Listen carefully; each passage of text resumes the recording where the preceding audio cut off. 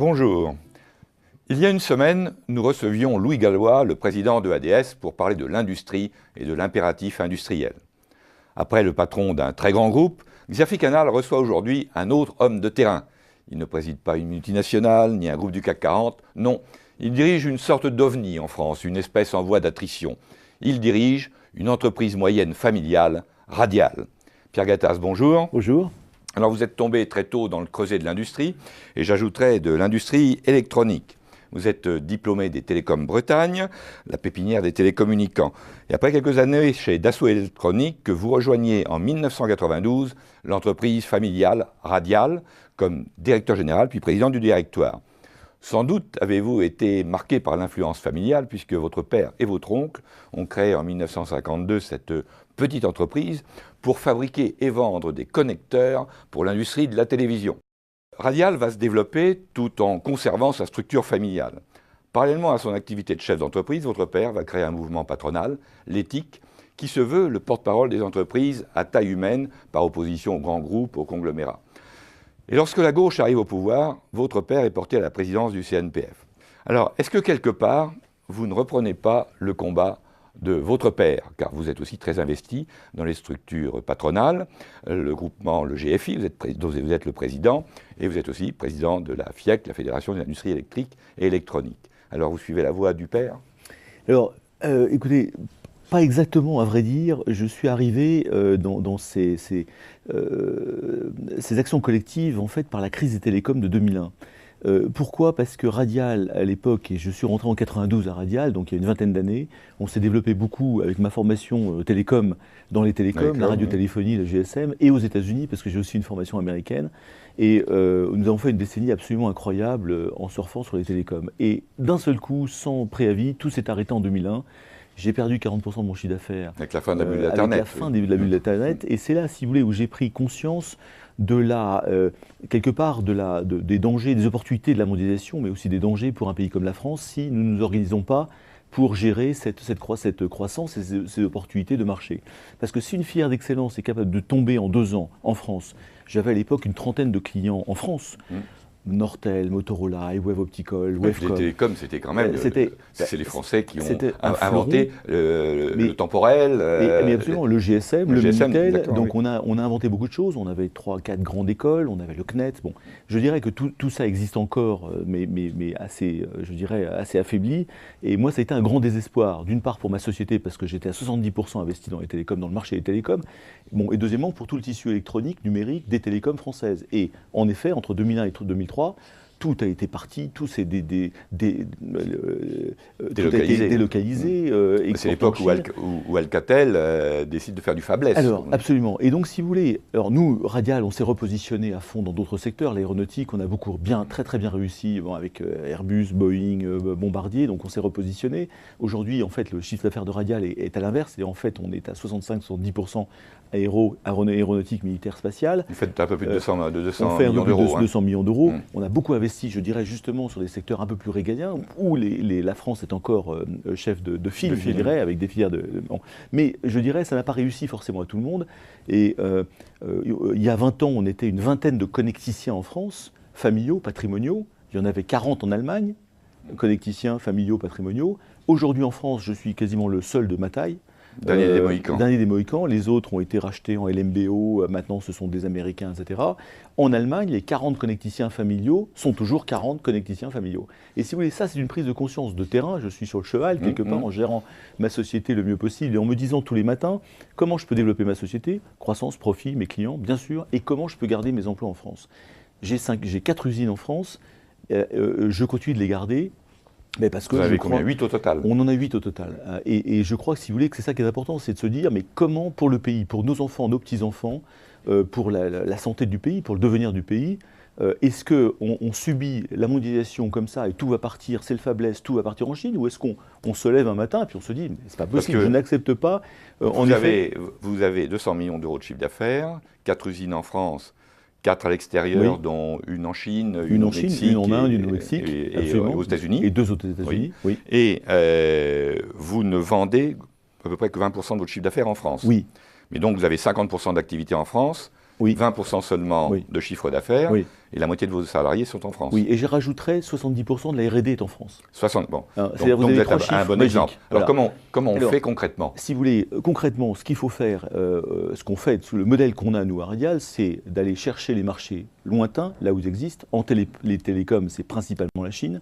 Donc nous avons une filiale en Chine, avec de la Depuis production longtemps d'ailleurs, non? depuis 15 ans, Oui. avec maintenant de la R&D en Chine. Et progressivement, ce qu'on essaye de faire, c'est qu'en effet, les parts de marché qu'on prend en Chine, et donc les profits qu'on génère, retombent sur la maison mère et permettent de continuer de faire de l'excellence et de l'innovation Alors dans comment nos vous métiers. pouvez? Parce que d'abord, est-ce que vous pouvez rapatrier une partie des profits depuis la Chine? Alors, oui et non, parce que nous sommes avec des actionnaires. Eh oui, vous avez et donc 50%, il y a un conseil vous avez un d'administration, etc. partenaire. Oui. Mais je dirais qu'en flux normal, c'est vrai pour la Chine, c'est vrai pour le Mexique, puisque le Mexique, nous avons mis une usine au Mexique pour accompagner Boeing et tout le secteur aéronautique américain qui se développe énormément. Alors, le Mexique a l'avantage d'une zone dollar, ça c'est très important, low cost et proximité des l'aéronautique. États-Unis. Oui. Le modèle est le même, c'est en fait, on prend des parts de marché grâce à ces deux usines qui permettent de remettre, je dirais, du profit dans le groupe Radial. Et c'est comme ça, si vous voulez, qu'on a gardé nos usines et qu'on continue de les garder, c'est en focalisant notre personnel sur l'excellence. Alors, l'excellence, c'est l'innovation. Il y a trois mots-clés à Radial, c'est l'innovation, je reviendrai dessus. L'excellence opérationnelle, c'est tout ce qui est process, tout ce qui est processus de fabrication, le lean manufacturing, le respect des délais, la qualité. C'est extrêmement important. C'est la fabricabilité de l'idée, si vous voulez. C'est-à-dire, vous innovez, vous concevez le nouveau produit, hein, oui. Et ensuite vous voyez comment le mettre en production. Mais si vous voulez, ce qu'on dit, c'est que la compétitivité qu'on peut apporter, c'est une compétitivité par l'innovation de l'idée, la R&D, et c'est une compétitivité par la fabricabilité elle-même. Dans la fabricabilité, vous avez les process, vous avez les technologies clés, et vous avez les matériaux. Les matériaux, c'est très important. Et si vous voulez, ça, c'est trois choses extrêmement importantes que les Allemands continuent de maîtriser extrêmement bien en Allemagne, et que nous, France, on a par des idéologies faiblesse. Mais on va en parler sur le mal français, mais continuons sur... Alors, donc moi, ce que j'essaie de faire, si vous voulez, en effet, ça ne fait pas des gros développements, puisque mon effectif France n'a pas augmenté énormément depuis 20 ans, il a augmenté quand même un peu parce que j'ai renforcé mes équipes d'ingénieurs, etc. On a fait un peu de croissance, etc. Donc, mais la croissance vient principalement des zones Chine, avec les télécoms dont j'ai parlé, aéronautique, l'Europe est très forte, le spatial, on est très fort aussi en Europe, les États-Unis. Et donc, mais vous avez installé des usines pour produire pour ces marchés locaux et non pas pour réimporter sur la France. Absolument, c'est pour accompagner des clients locaux qui veulent des gens qui parlent leur langue, la proximité, du service, etc. Alors c'est vrai qu'on met de la production locale, on met des commerciaux localement, et on commence à mettre de la R&D localement. Parce que les gens, quand je parle des gens comme Huawei en Chine, ZTE ou Datang, ils n'ont plus envie de parler avec des Français dans une langue qui est l'anglais. Ils ont envie de voir des ingénieurs R&D chinois. Donc progressivement, si vous voulez, tout le pari que nous avons, nous Français, et particulièrement à Radial, c'est mettre de la R&D de gens compétents, de Chinois Radial face à nos clients chinois, mais tout en gardant une innovation extrêmement forte en France. Innovation R&D et innovation dans les process, les technos, les matériaux. Ça, c'est très important, si vous voulez. Et derrière le mot innovation, qu'on résume souvent à la R&D et la créativité, pour nous, c'est beaucoup plus large que ça. Ça va aussi vers la R&D, vers l'innovation RH, sociale, humaine. Pourquoi ? Parce que si vous voulez, on s'est aperçu, on a fait beaucoup avec Boeing dans les années 2005, on a fait beaucoup de lean manufacturing, on continue d'en faire. Le lean manufacturing, c'est d'expliquer à des gens, des ouvriers de base, qu'ils ne vont pas avoir le geste répétitif toute la journée, qu'ils vont réfléchir, qu'ils vont prendre des initiatives, qu'ils vont faire du test, qu'ils vont faire du contrôle, qu'ils vont aller chercher des stocks, qu'ils vont avoir des écrans. Et progressivement, et ça dure... Ils enrichissent leurs tâches. Ils enrichissent leurs tâches, ils ne laissent pas leur cerveau à la maison, ils viennent et c'est très enrichissant pour eux, ils apprennent des tas de choses, ils sont très encouragés. Et je dirais que voilà des gens high cost, qui viennent et qui apportent des idées, qui ont une contribution. Et ça, je crois que c'est extrêmement riche, si vous voulez, justement pour le développement de l'industrie française et pour continuer de faire une partie de la production, parce qu'il n'est pas question de faire 100%. Mais ça implique effectivement de garder une partie de la production, oui. Alors que nous avons, comme les Américains aussi, abandonné quasiment la totalité de la production. Alors, exactement, si vous voulez, le modèle anglo-saxon est différent et je crois que les Français ont hésité longtemps entre un modèle anglo-saxon basé sur le court-termisme, la finance, le service, qui apporte des choses intéressantes, et le modèle allemand. Mais on a de facto adopté ce modèle depuis 20 ans. 15 ans. Quoi, voilà, 15, exactement. Ans, et nous, si vous voulez, dernier des Mohicans de l'industrie, de la connectique, comme vous dites en France, nous, c'est vraiment le modèle rhénan. Et on s'aperçoit que nos concurrents et que l'industrie allemande du Mittelstand, ce sont des gens qui sont en profondeur technologique. C'est assez surprenant, d'ailleurs. Ils sont d'une intégration parfois incroyable. Et mais beaucoup plus qu'on ne le croit. Beaucoup plus qu'on le croit. Alors, de toute façon, ce sont des produits toujours de qualité, ce sont toujours des produits de service impeccables, et ce n'est pas forcément du super high-tech. Ils ne font pas de la micro ou de la nano, forcément. Ce sont des gens qui font des pièces de laiton, des pièces de plastique pour l'automobile, etc. Mais ils les font de façon merveilleuse, avec une rigueur et une qualité extrême, une qualité, fiabilité, etc. Et en maîtrisant en effet ces process de production, qu'ils améliorent semaine après semaine, et souvent les technologies de base, et souvent pour l'automobile, avec un automatisme extrêmement fort, et pour maîtriser encore mieux la qualité. Donc si vous voulez, ce modèle est extrêmement intégré, extrêmement en profondeur technologique, et cette culture allemande est incroyable, parce que si vous voulez, tout le pays converge vers ça, et il y a une fierté de travailler dans l'industrie en Allemagne. Oui, c'est ce qui explique les performances à l'exportation, et le fait qu'ils ont finalement moins délocalisé que bien les autres pays. C'est surprenant. Et ils n'oublient jamais qu'ils sont allemands. C'est-à-dire que quand vous voyez des Allemands à Palo Alto, à Valparaiso, à Shanghai ou à Pékin, ils sont allemands. Nous, Français, on est... oui, on oublie souvent nos racines françaises. Comment vous expliquez? Parce qu'on a connu ça pendant 30 ans, hein, les 30 Glorieuses. Oui. On avait un modèle qui ressemblait au modèle allemand, avec sans doute un poids de l'État plus important qu'en Allemagne, mais bon, les grands programmes, tout ce qu'on a pu connaître. Comment on a dérivé? À quoi attribuez-vous ça? C'est assez surprenant, si vous voulez. Je crois que, en effet, après les 30 glorieuses, il y a eu quelque part les 30 calamiteuses. Oui, 30 piteuses, oui. Je crois, si vous voulez, qu'il y a eu...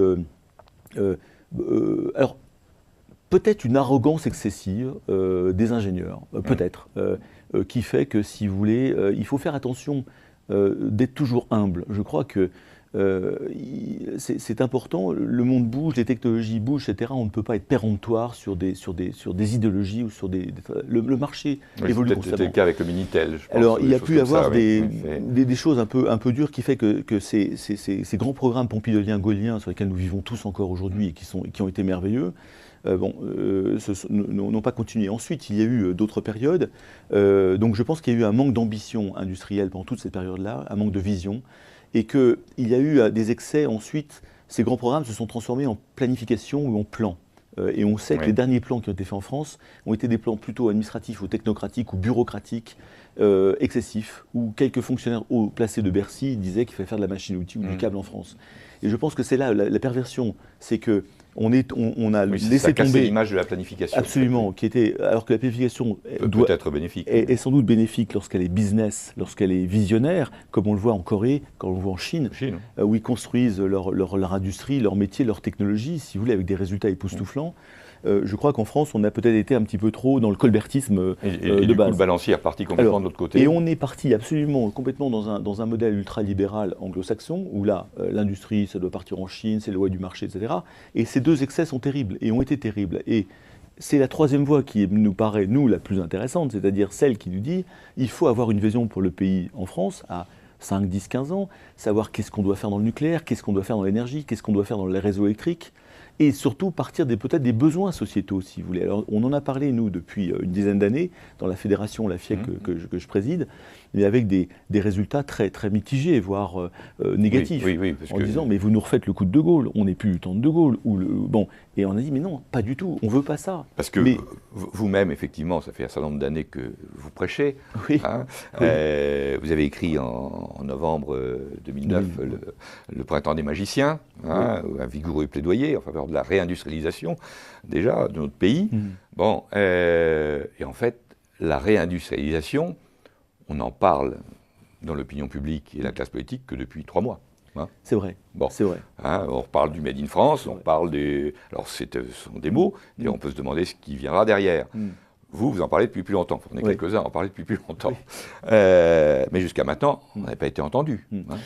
C'est tout à fait ça. Et encore une fois, on a très peur qu'on en parle trop ou mal, parce que on va nous saouler et il peut y avoir le retour de boomerang en disant attends, l'industrie, vous êtes gentil, etc.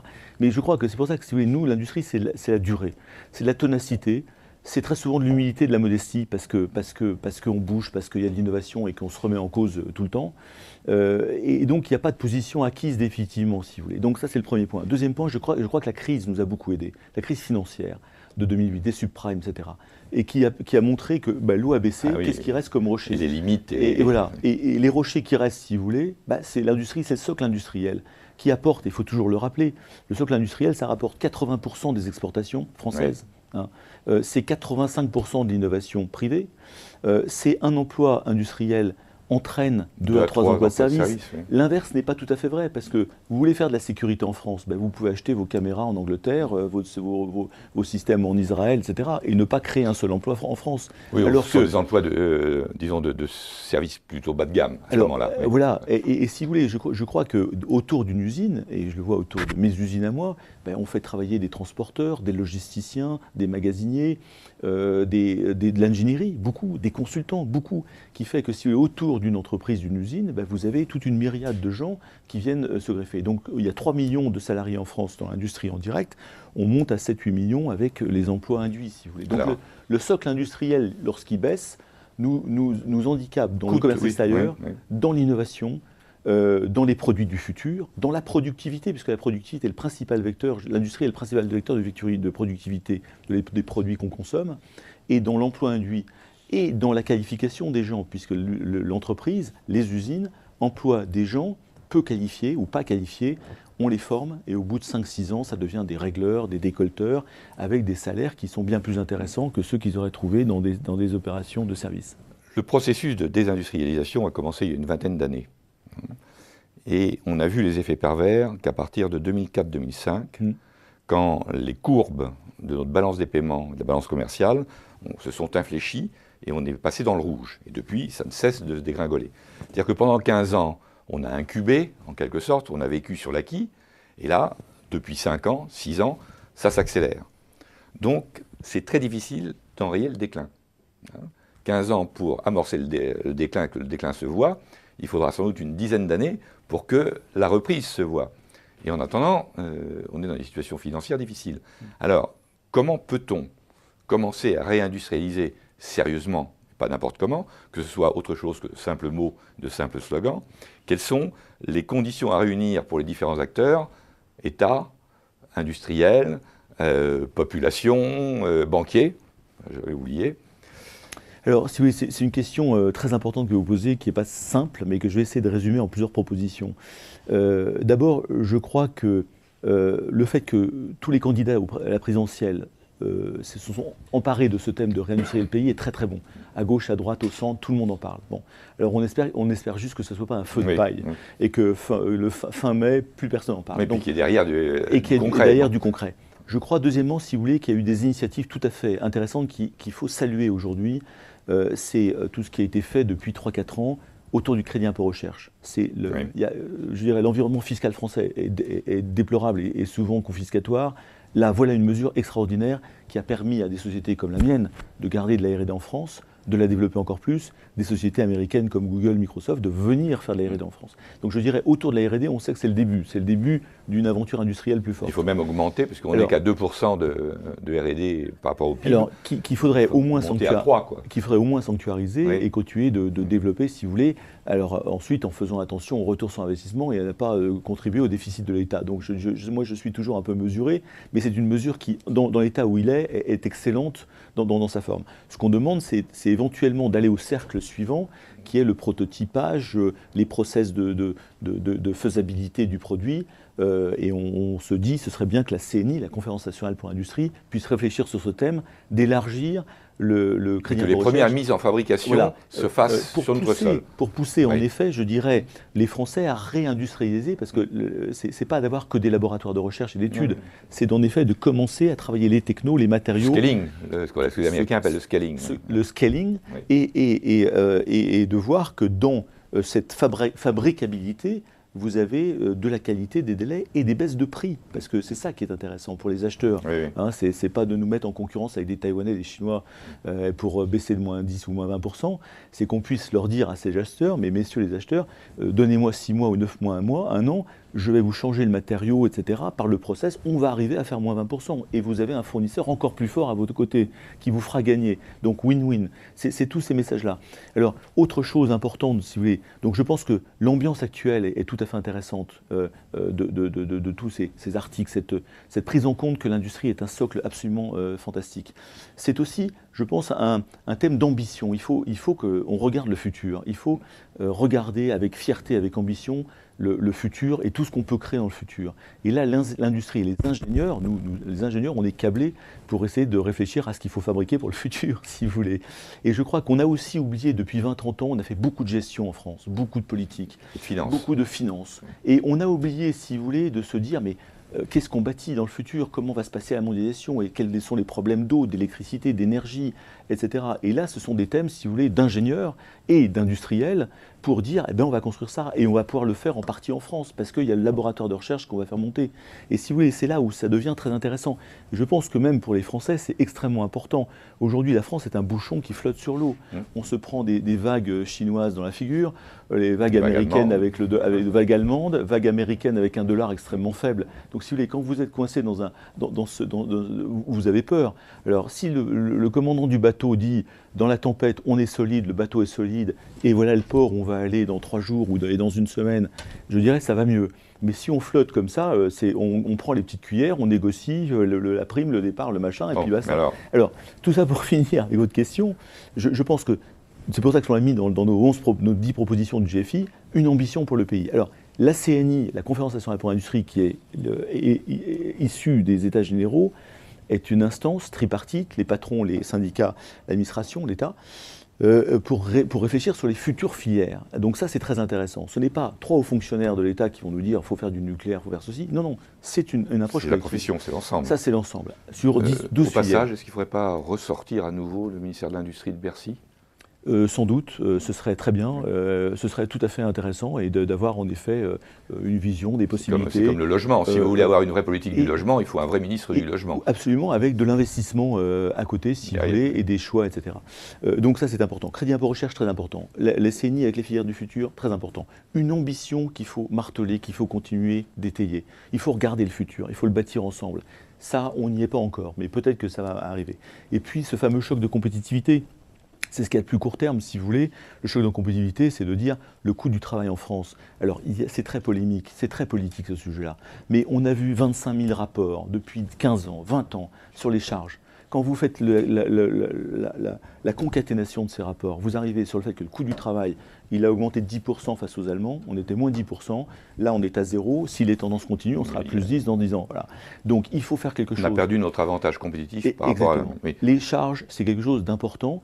Et donc cette est-ce que vous idée... ne croyez pas, plutôt qu'une mesure symbolique comme la TVA dite sociale, c'est pas plutôt de simplifier et la fiscalité et la réglementation? Alors, c'est encore un autre sujet, mais au moins le choc de compétitivité par la TVA dite sociale est une mesure simple, compréhensible de tous. Et si en plus vous baissez non seulement le coût du travail en réduisant les charges patronales, mais vous augmentez le salaire net en baissant les charges salariales, vous faites une pierre deux coups.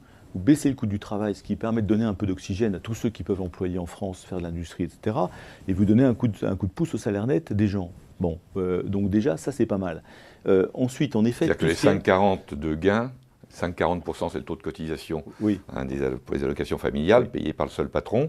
Vous le partagez moitié-moitié, 2 tiers, 1 tiers. Je ne veux pas rentrer dans les détails techniques, mais ce que je sais, c'est qu'il faut que le coût du travail baisse de façon, alors je ne sais pas si c'est importante, mais en effet d'un certain nombre de points, et qu'il y a un coup de pouce qui soit donné aux salariés, au salaire net, et la répartition, je ne la connais pas aujourd'hui. En tout cas, je sais que le MEDEF lui-même, on a tous travaillé sur ces sujets-là. Au niveau de la technicité, c'est au gouvernement de nous dire est-ce que c'est 1 pour 10, 1 pour 5, 1 pour 3. Au passage, vous ne pensez pas qu'il n'y a pas eu une petite erreur de communication de la part du MEDEF et de sa présidente d'annoncer son soutien à fond pour la TVA sociale, et ensuite le gouvernement, 48 heures derrière, embraye et dit oui, je vais le faire. Écoutez, hein.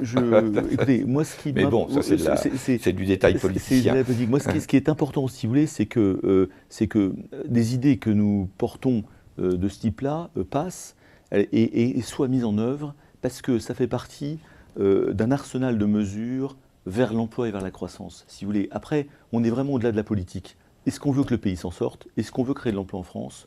Est-ce qu'on veut que les industriels recréent de l'emploi en France? Est-ce que pour le financement, bon, les banques ne jouent pas leur rôle quand même dans le financement, notamment des jeunes entreprises, hein, les PME, etc. Comment on fait concrètement? Autre mesure intéressante, il faut peut-être soit réorienter l'épargne des Français, parce qu'il y en a, vers de l'industrie, vers des projets, vers de l'innovation. Et ça, c'est une première mesure qui pourrait être mise en œuvre. Ça peut passer par les régions. Alors, ça peut passer par les régions. Les régions ont un rôle extrêmement important, parce que l'industrie, c'est régional, c'est territorial. Et un modèle où, alors nous avons lancé à la FIEC il y a quelques mois, le FIMIEC, un fonds d'investissement pour les moyennes entreprises de notre secteur, de l'électronique. Tout ça qui est un fonds patient, c'est-à-dire avec des retours sur investissement, non pas à 3 ans comme la plupart des gens le demandent, mais à 7 ans en moyenne, territorial, donc d'où nos partenaires qui sont la Banque Populaire et Crédit Agricole, et la Caisse des dépôts derrière qui a bondé. Donc on a levé 35 millions d'euros pour justement se dire les banques vont avoir des crédits crunch, elles vont peut-être de moins en moins financer. Ce n'est pas forcément de leur faute parce qu'il y a BAL 3 et Solvency 2 qui sont ces organes diaboliques qui ont été mis en place pour justement réguler tout ça et leur demander des garanties sur leurs fonds propres. Donc moralité, en effet, on sait que les acteurs économiques que nous sommes vont être obligés de trouver des financements. Donc la FIEC, ma fédération, a mis en place ce fonds. L'UMM a mis un autre... Est-ce que vous pensez qu'il faudrait avoir une banque d'investissement ? Oui, alors si vous voulez, il y a eu aussi des mesures de ce côté-là, si vous voulez, qui sont intéressantes. Au-delà du FSI, hein, ou de OSEO. Mais si vous voulez, vous avez trois organes qui fonctionnent aujourd'hui. Vous avez OSEO qui marche bien pour financer des projets ponctuels de recherche, appliqués, etc., et de projets qui marchent bien. Donc si en effet, donc là je crois qu'il faut continuer ce genre de choses avec des retours qui sont tout à fait intéressants. Vous avez le FSI qui met de l'investissement en fonds propres dans des sociétés, des ETI voire plus importantes. Pourquoi pas imaginer un FSI qui descende un peu vers les PME, ce qui est notre fonds d'ailleurs, le fonds FIMIEC s'adresse à ça. Puis vous avez tous les grands investissements d'avenir avec M. Ricol, et cette initiative est très intéressante aussi parce qu'en effet, là l'idée c'est de ne pas financer par l'emprunt des dépenses d'exploitation, ce qui serait une dépense d'investissement absolue, mais de financer l'avenir et surtout de demander des retours sur investissement. Donc moi je crois, si vous voulez, que sont en place aujourd'hui en France un certain nombre de dispositifs, plus des dispositifs privés ou de fédérations comme la mienne, en espérant que les banques vont revenir à leur métier originel, c'est-à-dire de financer les partenaires de croissance et de création d'emplois. Là, je suis un peu optimiste. Je ne sais pas comment va se passer 2012. Il y a une grosse inquiétude, en effet, sur ce sujet-là, parmi tous nos adhérents et parmi tous les industriels, notamment les plus petits. C'est un combat qui continue, si vous voulez. Mais ceci étant dit... Et comment on revalorise l'idée de l'entreprise familiale dans un pays qui a été dominé par les grands groupes, le CAC 40? Si vous voulez, alors... les entreprises, d'une façon générale, il faut comprendre que nous sommes les joyaux de la couronne. Ce n'est pas de l'arrogance. Nous sommes les joyaux de la couronne. Pourquoi ? Parce que nous créons de l'emploi, de la croissance, de l'innovation, du commerce extérieur, de l'exportation. La France a besoin de croissance pour créer de l'emploi. C'est nous qui sommes les vecteurs de croissance. Bon. Donc, ça c'est le premier point. Donc déjà, avant l'entreprise familiale, réhabiliter l'économique. Et réhabiliter l'industrie. Et réhabiliter le capitalisme familial qui a un gros avantage, c'est qu'on est dans la durée. On est dans la durée parce qu'on n'a pas envie de vendre notre société demain matin, dans 6 mois ni dans 1 an. Donc on ne ratiboise pas les frais de R&D à 2% ou à 1%. On investit pour le futur. Vous ne licenciez pas n'importe comment quand il y a un coup dur. N'importe comment. Pourquoi ? Parce que Mais parce qu'on a formé des gens, ça dure des années à former des gens, et surtout lorsqu'on leur demande d'être encore plus forts, encore plus innovants, encore plus excellents, ça prend 2-3 ans pour former des gens, voire 5 ans pour des métiers spécialisés, si vous voulez. Alors mettre tout ça à la poubelle parce qu'on a un coup de grisou, c'est très angoissant, et vous affaiblissez. Alors ensuite, en effet, on peut se dire on va se mettre en Chine, etc. Mais on sait que ça ne marche pas comme ça ne marche pas aussi vite que ça. Et puis vous dites, bon, qu'est-ce que vont faire les gars en France, je dirais. Donc il faut aussi leur dire on va sortir par le haut, c'est pas facile à faire. Quand vous êtes contraint par des cours de bourse ou du court-termisme financier, ben vous êtes dans une impasse. C'est pour ça que vous allez sans doute sortir de la bourse. C'est pour ça que je vais sortir de la bourse. Alors, c'est parce que ça coûte cher aussi de sortir de bourse. Cher, oui. C'est parce ça que rapporte rien, je n'utilise pas l'effet de levier que certains utilisent très bien. Donc moi, je ne critique pas le modèle de la bourse. Je dis juste que pour Radial, ce n'est pas mon modèle. Nous sommes dans une société familiale. On travaille dans la durée. On essaie de se positionner sur l'innovation. On ne se restructure pas en 3 mois parce que l'action est descendue de 10% ou de 20% ou parce que notre résultat a baissé. On assume et on travaille sur l'avenir. Donc c'est ça un peu le capitalisme familial. Et en effet, si vous voulez, je crois qu'un point très important en France, c'est qu'on a galvaudé ça. On a eu 30 ans calamiteux sur ce sujet par un environnement fiscal qui a été délétère, très angoissant, anxiogène. Donc, pour s'en sortir, il faut revaloriser l'idée de l'entreprise familiale. Oui, avec l'environnement fiscal qui va bien. Parce que si vous voulez, si vous mettez un environnement fiscal qui ne va pas bien et qui fait que tout le monde vend sa boîte le plus vite possible pour aller se mettre en Suisse ou en Luxembourg, c'est pas bon. Et ça, il faut le dire, si vous voulez. L'ISF, je suis désolé, l'ISF a été une catastrophe absolue pour le capitalisme familial. Parce que vous avez des gens qui ont investi avec leurs frères, leurs sœurs, leurs cousins, leurs cousines, et qui se sont retrouvés à la somme d'actions dont ils n'avaient pas la matérialité. Imposé sur les plus-values et ensuite sur l'ISF. Je dirais que c'est politiquement pas correct ce que je dis, mais il faut le dire parce que si on veut recréer de l'emploi industriel, d'innovation, repartir vers les 10 ans, parce qu'il nous faudra 10 ans pour recréer l'industrie forte en France, et c'est possible sur les marchés sociétaux du futur, etc., tout ce qu'on vient de se dire, il faut des piliers, il faut des gens qui, la première tempête, ne vendent pas leur société pour se mettre en Chine ou revendre ça à un fonds de pension américain. Il faut des barreurs de gros temps. Pierre Gattaz, merci. Merci beaucoup.